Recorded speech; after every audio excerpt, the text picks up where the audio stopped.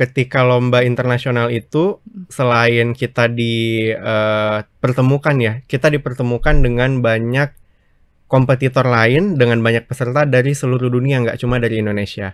Itu tentunya sangat menambah exposure kita ke dunia internasional. Mulai planning satu hari kira-kira aku harus baca buku ini berapa halaman, lalu habis itu aku biasanya iringi dengan latihan soal. Dan kalau misalnya masih ada kurang, kita bisa bertanya ke guru gitu, ke guru pelajaran gitu kan. Nah, jadi itu yang aku rasa membuat aku cukup berbeda karena dari metode belajarnya sudah terstruktur. Kemudian kalau kita bicara dari sisi lingkungan sekolah, itu juga faktor yang sangat menentukan apakah seseorang itu bisa fokus atau tidak dalam menghadapi olimpiade. Khususnya misalnya kalau sekolahnya memberikan dispensasi atau memberikan keringanan kepada siswa untuk mengikuti pelajaran atau tidak, nah itu juga sangat penting buat anak-anak yang ikut olimpiade.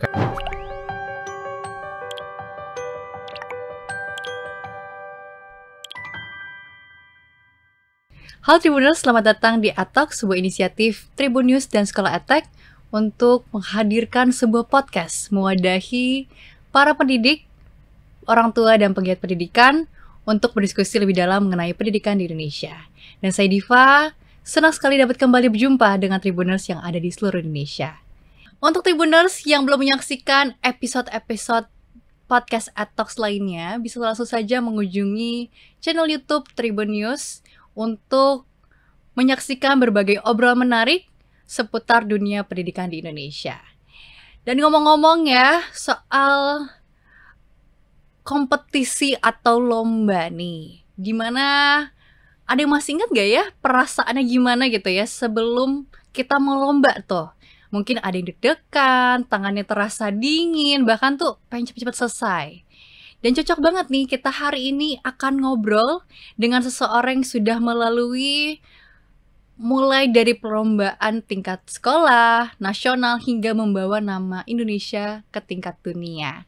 Luar biasa banget ya, beliau adalah Muhammad Gitrif Gustomo Putra, lulusan terbaik Universitas Indonesia, peraih medali emas OSN Ekonomi, dan medali perak di International Economics Olympiad di Rusia. Keren banget nih pastinya. Dan beliau ini selain aktif berbagi ilmu sebagai tutor ekonomi dan keuangan, saat ini beliau juga berkarir di PwC Indonesia. Yuk langsung saja kita sapa. Halo Kak Gitrif. Halo. Selamat datang di podcast Atok. Senang sekali dapat berjumpa.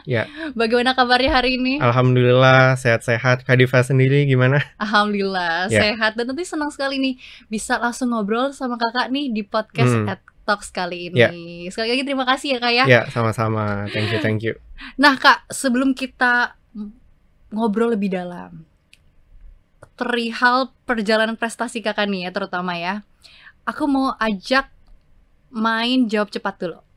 Oke, siap. Jadi jadi jawabnya singkat aja, yang pertama kali terlintas di kepala kakak gitu ya. Oke. Ready ya? Ya. Oke, pertanyaan pertama, di mana tempat belajar favorit kakak? Kamar. Oke, kamar ya. Menarik nih. Yang kedua, gimana satu cara paling ampuh versi kakak untuk mengurangi rasa grogi? Latihan. I see. Yang ketiga, kalau disuruh memilih salah satu ajang lomba yang paling berkesan, apa? IEO, International Economics Olympiad. Oke, boleh gak sedikit ceritain kenapa? Ya, karena ketika lomba internasional itu selain kita dipertemukan ya, kita dipertemukan dengan banyak kompetitor lain dengan banyak peserta dari seluruh dunia, nggak cuma dari Indonesia. Itu tentunya sangat menambah exposure kita ke dunia internasional. Kemudian yang kedua itu dari sisi kasus dan dari sisi babak kompetisinya juga nih Kak. Alasannya kenapa? Karena kompetisi yang diujikan itu mengujikan dari sisi ekonomi, kemudian ada literasi keuangan dan juga business case. Dan itu sangat diperlukan untuk membangun critical thinking, apalagi di masa sekarang. Gitu. Menarik banget nih, makin penasaran untuk ngobrol lebih dalam nih perihal perjalanan kakak. Nah, sebagai pembuka ya Kak, aku langsung masuk ke pertanyaan pertama nih kayak. Kan kakak sempat mention sedikit tentang di awal tadi perihal prestasi kakak gitu ya, yaitu OSN Ekonomi sampai tadi yang kakak ceritain International Economics Olympiad. Ya, betul itu. Boleh nggak Kak ceritakan gimana sih awalnya gitu ya? Gimana Kakak tuh bisa memulai olimpiade ini gitu? Oke. Ya, jadi sebenarnya semuanya itu berawal dari aku SMA. Jadi waktu SMA aku itu kita kan masih pakai kurikulum 2013 dan itu Betul. ada jurusan IPA dan IPS ya. Iya. Nah, pada saat itu aku jurusannya IPA justru. Jadi aku bukan jurusan IPS. Iya. Nah, hanya saja di jurusan IPA itu ada satu mata pelajaran pilihan gitu ya. Di samping yang IPA, kita juga disuruh milih nih mau ngambil yang mana. Dan itu aku ngambilnya ekonomi dan akuntansi gitu. Dan setelah aku cek lebih lanjut ya Kak, ternyata belajar ekonomi dan accounting itu sangat menarik karena dia pakai analisisnya mirip seperti ilmu eksak ya, seperti IPA. Jadi hitung-hitungannya juga ada yang rumit-rumit. Tapi kita bisa melihat dampaknya secara langsung gitu. Contohnya kalau perusahaan, kita bisa langsung tahu nih, oh kalau dia jualan harga sekian, dia untung apa rugi gitu kan. Terus strategi apa yang harus dia lakukan gitu. Dan itu menurutku sangat menarik ya untuk kita pelajari. Dan hal itu semua berlanjut ke tahap ikut OSN. OSN ekonomi di tingkat kota, provinsi, sampai nasional menang, baru ke tahap internasionalnya. Seperti itu kan. Jadi itu yang bikin Kakak tertarik ya dari Betul, awal betul. itu di situ. Jadi memang berawal dari sekolah itu ya. Jika Iya. di tingkat dari sekolah dulu ya berarti ya. Betul, dari SMA. Lalu bertahap terus sampai internasional. Keren banget nih Kak. Nah Kak, pasti dong kompetisi tersebut pastinya nggak mudah gitu ya. Setuju ya. Banyak yang dilalui. Dari proses itu semua ya Kak, apa sih tantangan yang terberat menurut Kakak? Ya, kalau tantangan terberat ya untuk mengikuti olimpiade itu sebenarnya time management nih Kak. Kenapa? Karena ketika kita itu SMA, kita kalau ikut olimpiade, kita harus memenuhi, yang pertama kita harus belajar yang banyak untuk materi olimpiade, dan yang kedua itu pelajaran sekolah yang lain juga harus bagus dong nilainya. Dan itu agak susah tuh mencari keseimbangan antara dua hal itu. Jadi satu hari full itu bisa habis untuk belajar. Lebih banyak waktu terkuras ya, kadang-kadang buat belajar, kadang-kadang buat olimpiade dan lain-lain gitu. Jadi aku rasa itu yang sangat menjadi tantangan ya Kak untuk seluruh siswa olimpiade pada umumnya. Karena memang saat itu Kakak masih SMA ya, posisi SMA, betul. jadi harus balance juga, nilai gak boleh ketinggalan gitu Betul, ya. setuju. Apalagi kan Kakak sendiri IPA, di mana olimpiade sih ekonomi gitu ya. Jadi tetap harus belajarnya dua gitu betul, dengan waktu yang betul. sama. Keren. Jadi memang time management itu penting ya Kak ya. Sangat penting ya. Aku jadi penasaran nih Kak, apa sih yang paling membedakan cara Kakak belajar atau persiapan lomba ya dibandingkan teman-teman Kakak? Wajar nggak sih kalau misalkan setiap orang tuh berbeda-beda? Iya, jadi setiap orang itu punya cara belajar masing-masing ya Kak. Hanya saja kalau cara belajar aku itu, pertama aku list dulu nih buku-buku apa aja yang harus aku baca gitu kan. Apalagi sekarang banyak banget sumber belajar gitu kan, yang belum tentu keluar di lombanya gitu. Jadi aku list dulu buku-buku apa yang relevan, lalu dari situ aku mulai planning nih. Planning satu hari kira-kira aku harus baca buku ini berapa halaman, lalu habis itu aku biasanya iringi dengan latihan soal, dan kalau misalnya masih ada kurang, kita bisa bertanya ke guru gitu, ke guru pelajaran gitu kan. Nah, jadi itu yang aku rasa membuat aku cukup berbeda, karena dari metode belajarnya sudah terstruktur. Hari ibaratnya kayak kita makan lah ya, kayak kita latihan, hari ini mau latihan apa gitu kan. Udah terstruktur, hari ini mau belajar apa dan apa kayak gitu. Sehingga pas perlombaan nanti kita udah siap nih, udah siap di semua aspek lah ya. Di semua medan tempur kita udah siap gitu.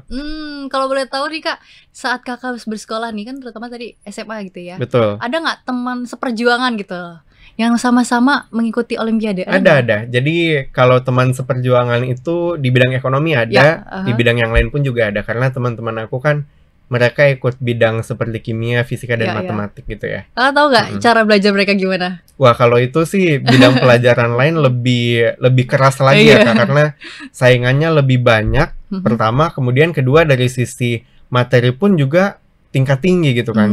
Bukan berarti ekonomi nggak seperti itu, tapi kan berbeda gitu kan antara satu pelajaran dengan pelajaran yang lain. Dan mereka juga overall cukup ambis juga ya, seperti dengan apa yang aku lakukan gitu. Jadi ada jadwal belajar, latihan soal, dan konsultasi ke guru gitu. Berarti memang beda-beda ya Kak ya. Kalau Kak Hmm, sendiri kan tadi caranya menggunakan listing dulu, baru latihan soal dan ya baca gitu betul. ya. Mungkin di luar sana juga aku pun pasti berbeda gitu ya. Mungkin kalau aku sendiri lebih senangnya baca, melihat Hmm, gambar atau hmm. secara visual, ada yang juga dengan mendengarkan audio gitu kan, bahkan praktek secara langsung.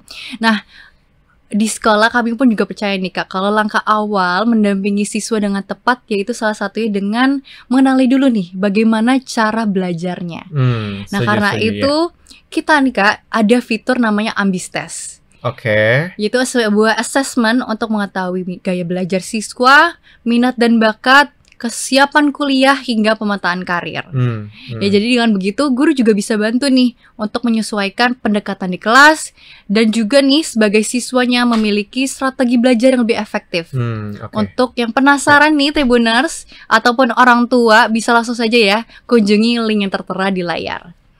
Baik Kak, kita lanjut ke Boleh, obrolannya ya. sebelumnya nih Kak. Aku sekarang mau ngomongin soal proses belajar. Tentu proses kompetisi kakak ini bisa dikatakan tidak lepas dari peran guru. Tadi kan kakak juga sempat Iya. sebut ya kalau kakak suka konsultasi gitu dengan gurunya. Nah, menurut kakak seberapa besar peran guru dan lingkungan sekolah selama kakak mengikuti lomba? Pertama untuk peran guru aku rasa sangat penting ya Kak, Ya. terutama guru yang bisa diajak brainstorm. Nah, waktu I see. SMA itu aku punya guru ekonomi namanya Bapak Susanto. Dia yang pertama kali reach out ke aku kalau kamu punya potensi dan potensi ini sayang kalau misalnya nggak dikembangin gitu. Itu yang pertama. Dan dengan beliau itu ya sangat banyak interaksi ya. Kita sangat banyak untuk brainstorm, untuk latihan soal dan lain-lain. Jadi aku rasa guru itu sangat penting gitu. Kalaupun ada materi yang belum tentu dia pahami, dia biasanya memberikan kita referensi nih Kak. Kira-kira kita harus belajar dari sumber materi yang mana. Kemudian kalau kita bicara dari sisi lingkungan sekolah, itu juga faktor yang sangat menentukan apakah seseorang itu bisa fokus atau tidak dalam menghadapi olimpiade. Khususnya misalnya kalau sekolahnya memberikan dispensasi atau memberikan keringanan kepada siswa untuk mengikuti pelajaran atau tidak, nah itu juga sangat penting buat anak-anak yang ikut olimpiade karena dengan begitu mereka bisa lebih fokus gitu. Dan harapannya semua sekolah memberikan dispensasi itu kepada anak-anak yang ikut lomba gitu. Iya, betul-betul. Jadi memang tadi balik lagi ke manajemen waktu ya. Setuju ya. Gimana pun juga sekolah juga perlu bantu ya. Gimana siswa ini perlu ada waktunya fokus untuk belajar olimpiade dan juga mengikuti pembelajaran secara bersamaan nih dengan teman-temannya gitu ya. Iya. Ya. Betul. I see. Jadi memang peran guru dan sekolah ini poin penting ya. Poin penting, sangat penting untuk mendukung kesuksesan ya. Semoga harapannya sekolah-sekolah yang di luar sana juga bisa mendukung siswanya Iya, juga ya. Amin. Nah, boleh dong Kak, ada nggak guru yang paling berperan atau paling berkesan selama perjalanan kakak ini? Iya. Boleh dong Tadi sedikit udah ceritain. aku sebutin namanya itu Bapak Susanto. Sebenarnya beliau itu bukan guru ekonomi banget ya. Ya. Beliau itu latar belakang pendidikannya di accounting, akuntansi, lalu makanya aku lebih banyak diajarin konsep akuntansi gitu. Dan ketika belajar sama beliau itu memang karena aku anak IPA ya Kak. Jadi I have no experience gitu kan. Betul. Aku nggak punya pengetahuan tentang ekonomi, tapi dia benar-benar telaten banget gitu. Benar-benar sabar banget untuk ngajarin dari awal gitu. Bahkan beliau nulis buku UN waktu itu diterbitin sama penerbit Erlangga. UN ekonomi kan ada ringkasan materi dari kelas 10 sampai 12. Nah, beliau ngasih aku buku itu dan aku disuruh pelajari gitu kan. Kalau misalnya ada yang kurang jelas ditanyain gitu. Dan aku rasa beliau adalah sosok yang sangat tepat untuk mensupport gitu ya, mensupport anak-anak yang ikut lomba gitu. Jadi Kayak Bapak gitu. Susanto namanya ya. Betul. Ya mungkin siapa tahu lihat video ini gitu kan. Nanti semoga Bapak juga sehat-sehat Amin, ya. amin, ya. Siapa tahu bisa menemukan juga nih the next generation of Gitrif gitu ya. Amin. Kalau boleh tahu sekolah mana Kak? Dulu. Aku dulu di Semarang, namanya SMA Nasima Semarang. Semoga adik-adik kelas Kak Gitrif nih juga bisa melihat terinspirasi untuk mau juga nih mencoba mengikuti perlombaan olimpiade khususnya ya. Setuju. Nah Kak, sekarang ini kan makin banyak peluang dan kompetisi yang bisa kita ikut. Nah tapi memang aku bilang tadi masih banyak yang kadang tuh yang ragu atau tidak percaya diri gitu ya, belum percaya Hmm. diri gitu ya untuk memulai mengikuti kompetisi gitu ya. Apa sih menurut Kakak ya, apa sih yang bisa dilakukan sebagai guru ataupun sekolah supaya siswanya ini lebih berani atau untuk mengeksplorasi, ikut lomba hingga mengembangkan diri? Ya, jadi untuk para guru sih yang aku rasa paling penting ya, Ya. Kak, bukan dari sisi guru itu harus pintar 100% baru ngajarin anaknya buat ikut lomba, nggak seperti itu, Kak. Yang lebih penting itu sebenarnya adalah membangun ekosistem, gitu. Ekosistem seperti apa? Ini sekedar sharing ya, teman-teman. Aku sangat sering untuk pergi ke sekolah-sekolah mengajar Olimpiade Ekonomi, OSN, dan aku menemukan banyak sekolah-sekolah yang sangat inovatif nih, Kak, dari sisi kurikulum, dari sisi model belajar anak-anaknya, dan lain-lain gitu. Jadi peran guru itu lebih ke menciptakan ekosistem, gimana caranya supaya anak-anak yang ikut Olimpiade ini mereka terus termotivasi untuk belajar sendiri, tanpa harus ada yang menyuapi istilahnya gitu. Jadi mereka bisa mencari makan sendiri kalau kita ibaratkan gitu. Dan untuk membentuk ekosistem yang seperti itu nggak bisa cuma satu orang guru aja, itu harus benar-benar ada kesepakatan gitu antara sesama guru yang lain. Jadi lebih ke situnya sih, Kak, lebih ke harus deal, harus paham kalau misalnya anak OSN, anak Olimpiade itu mereka perlu waktu lebih banyak untuk drilling materi, untuk latihan soal dan lain-lain, daripada misalnya kita yang nyuapin terus gitu. Lebih ke situ sih, Kak, arahnya. Jadi mengembangkan rasa keinginan tahunya. Betul. Jadi mereka tuh tanpa disuruh, dengan sadar diri dia mencoba belajar sendiri. Dan paling penting sebenarnya gurunya harus termotivasi juga. Karena kalau misalnya gurunya nggak termotivasi, gimana gitu kan? Anak-anaknya bisa ikut-ikut lomba. Paling anaknya bilang, Bu Guru aja nggak termotivasi gitu kan. Jadi sangat penting untuk menjaga motivasi itu ya. Soal urusan menang atau kalah sih belakangan gitu kan. Gitu. Jadi gurunya juga harus update juga ya dengan info terkininya ya. Iya, harus memberikan informasi. Oh, ada lomba ini nih, kamu ikut aja gitu. Nanti urusan pembiayaan bisa kita bicarakan nanti gitu kan. Gitu. Nah kan kalau kakak tadi kan kakak sudah sekarang menjadi tutor gitu ya, bisa dikatakan tutor Olimpiade di sekolah-sekolah. Tapi nih Kak, aku mau spesifik. Kalau suatu hari kakak menjadi guru atau pendidik nih, khusus ya, hal apa yang paling kakak ingin lakukan supaya bisa membantu siswa lebih berkembang? Oke, jadi hal yang paling pertama aku lakukan itu adalah mendesain pembelajaran dengan baik gitu. Kenapa? Karena selama ini banyak sekolah-sekolah yang mungkin cenderung pembelajarannya itu satu arah nih, Kak. Satu arah, jadi guru memberikan materi ke anak-anak tanpa anak-anak itu sebenarnya tahu kira-kira materi ini buat saya penting atau enggak gitu kan. Ya bisa aja sih mereka iya doang gitu kan, tapi di belakang ya cepat lupa dan lain-lain. Dan itu aku rasa sangat penting untuk menghadirkan gimana caranya supaya anak-anak ini dia mendapatkan materi yang pas gitu kan. Nah, makanya dari situ aku berpikir kalau itu yang aku akan lakukan untuk pertama kali gitu. Berarti intinya mengetahui kebutuhan siswa. Betul, iya. Ya.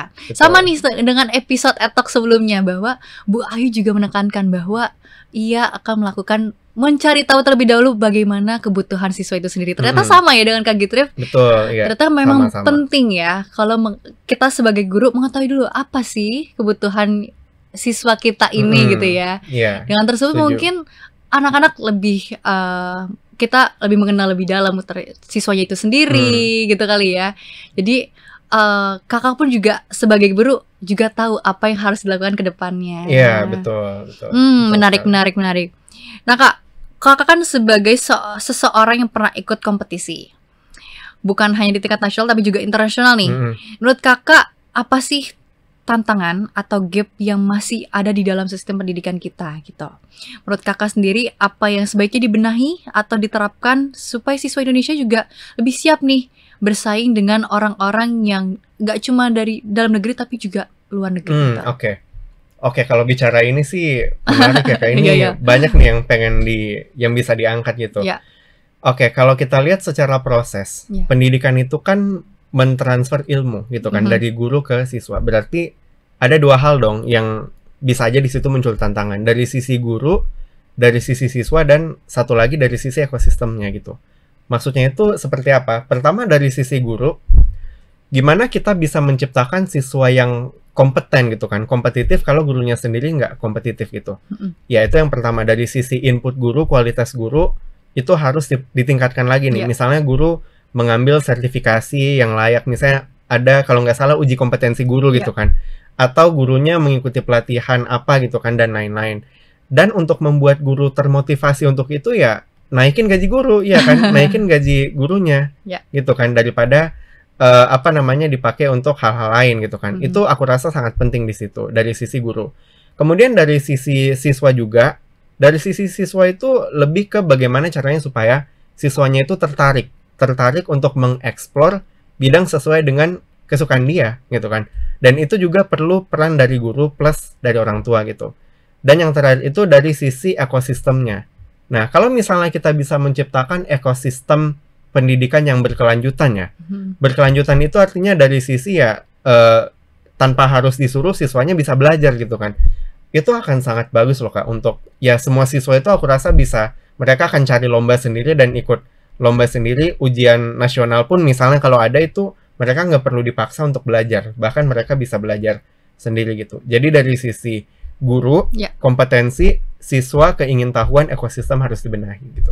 Ya, jadi memang pada intinya nggak cuma siswanya aja. Betul, betul. Siswa itu berkembang tidak hanya tidak bisa dengan dirinya sendiri gitu ya, tapi butuh dukungan dengan ekosistem Betul, di sekitarnya. Sama nih Setuju, dengan sekolah juga, kita juga menggunakan Omni Learning. Oh, oke. Ya, jadi memang siswa ini butuh untuk memaksimalkan proses pembelajaran perlu dukungannya orang tua, guru, dan sekolah. Jadi kita menghubungkan proses pembelajaran tersebut dengan Omni Learning. Nah Kak, terakhir ya Kak, kalau bisa menyampaikan satu pesan untuk para guru yang sedang mendampingi siswa di tengah banyak perubahan ini, apa yang ingin Kakak sampaikan? Ya, jadi untuk para guru di luar sana, aku tahu kalau tidak semua guru itu punya fasilitas seperti misalnya sekolah-sekolah yang ada di perkotaan gitu. Itu aku sangat paham. Jadi yang mungkin bisa aku sampaikan buat Bapak Ibu guru di luar sana, jangan putus asa dan jangan patah semangat untuk memotivasi dan memberikan pendampingan yang menurut Bapak Ibu guru itu cukup untuk siswa-siswa ini. Kenapa? Karena meskipun dengan adanya perkembangan zaman seperti adanya artificial intelligence, ada ChatGPT dan lain-lain, peran guru itu masih sangat penting untuk mendorong kemajuan siswa. Karena kalau bukan dari kita, bukan dari para guru, ya gimana caranya siswa itu bisa termotivasi gitu. Dan untuk menumbuhkan motivasi internal dari siswa sendiri, untuk mereka bisa belajar sendiri, kadang-kadang mereka nggak bisa melakukan hal itu sendiri. Kadang-kadang mereka masih tertidur, masih tertutup.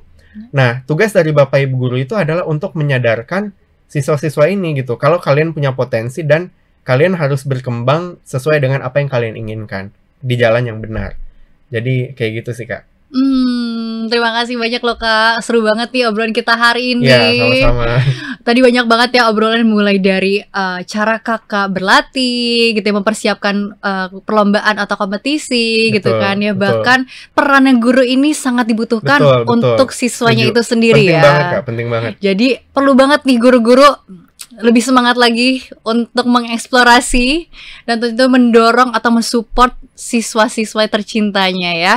Nah, Kak Gitrif, sekali lagi terima kasih atas waktunya sudah sharing-sharing sama kita. Dimana tadi sudah banyak ngobrolin perihal persiapan kompetisi, terus juga peran guru yang bisa membawa Kakak sampai saat ini. Betul. Dan cara pendidik untuk membangun rasa keingintahuan sehingga tidak perlu guru selalu memberikan materi gitu, tapi mereka harus semangat nih mencari atau mengeksplorasi bahan-bahan lainnya, terutama potensi yang ingin dikembangkan. Setuju. Sekali lagi terima kasih banyak Kak Gitrif. Semoga cerita menginspirasi ini menjadi penyemangat untuk siswa-siswa di Indonesia dan juga pendidik. Semoga dengan support system dan pendampingan yang tepat, kita sangat mungkin untuk bisa berkembang lebih jauh. Amin. Ya, pasti. Untuk Bapak Ibu, siswa dan orang tua yang ingin mengenal siswa lebih dalam dan mendampingi mereka dengan lebih tepat, bisa memanfaatkan salah satu fitur yang ada di aplikasi sekolah, yaitu Ambis Test. Dan jangan lupa follow Instagram Kak Gitrif di @gitrif._. Ya. Betul, karena Kak Gitrif juga memberikan edukasi keuangan ya. Betul, ya. Dan jangan lupa juga untuk follow Instagram kami di @scholar.educators karena kami akan memberikan update-update pelatihan gratis. Terima kasih, sampai jumpa di podcast Atalk selanjutnya. Download Tribun X sekarang, menghadirkan lokal menjadi Indonesia.